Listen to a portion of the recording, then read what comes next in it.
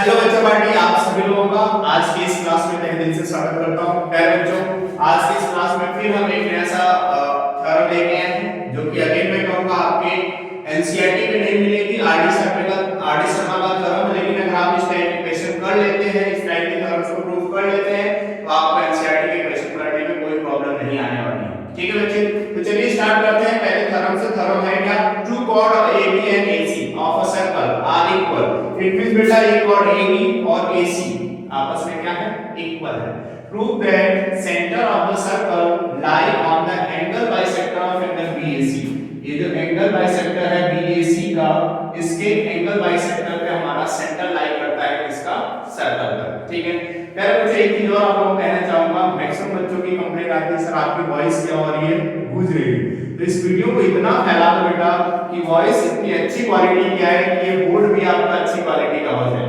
ठीक है, सभी लोगों को फैलाओ, इस चैनल को इतना पॉपुलर कर दो कि आपको की सारी फैसिलिटीज मिलने लग जाए। तभी आपके अपने सर के पास जितनी फैसिलिटीज है उस लेवल का कंटेंट आपके पास डिलीवर कर रहे हैं। ठीक है, चलिए आते हैं अपने पॉइंट पे।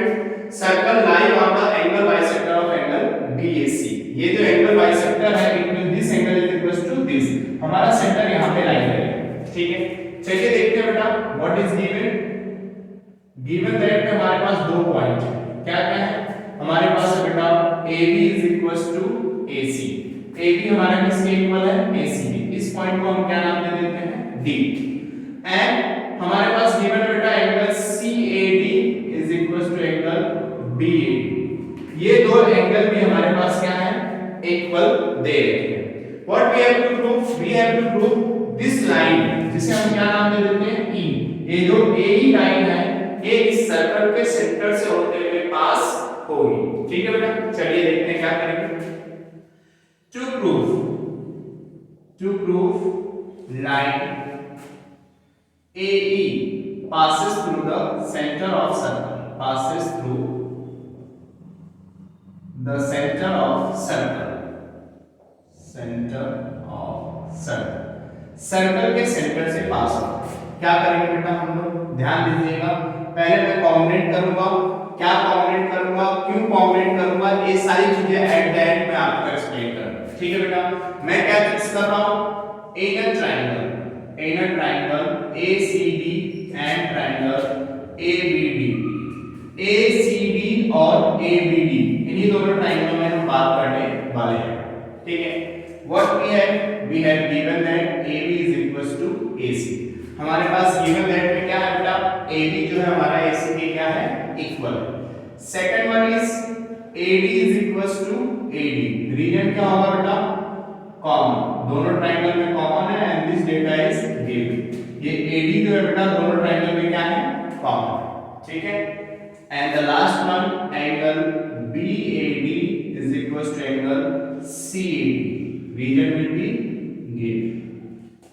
इन तीनों डेटा को अगर हम यूज करें बेटा, then we can say that triangle ACD congruent to triangle ABD। हमारे जो ACD है वो हमारे ABD के क्या है? कॉन्ग्रुएंट। By which property?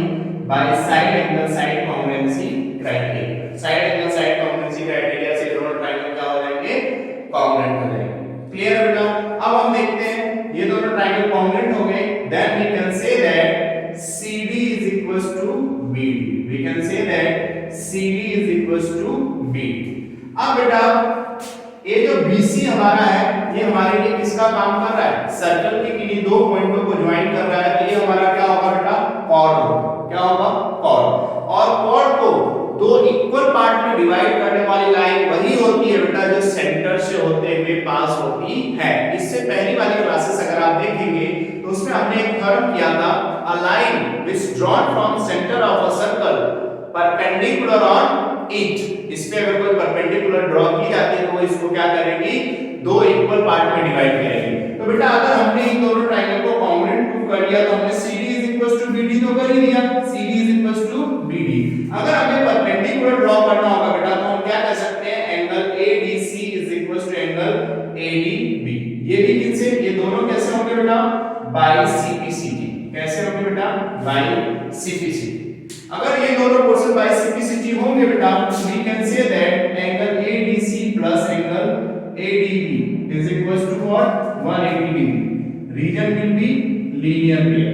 वैसे no need to prove that, but see that both the angle are equal, then we can write that twice of angle ADC is equals to 180. Then angle ADC is equals to 90.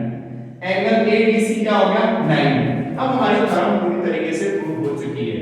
What was the theorem? Theorem was a line which drawn from center to a corresponding chord perpendicular. Perpendicular line अगर कोई draw की जा रही है किसी chord पे, वो उसको क्या करेगी?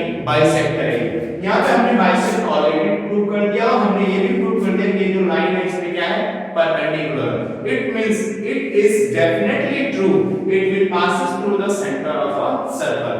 Center of circle से पास होगी. उसी केस में इसमें perpendicular होगी. किसी भी chord पे perpendicular होगी और उसको दो इक्वल पार्ट में डिवाइड करेंगे. Is that clear? Okay. Thank you so much and have a good day.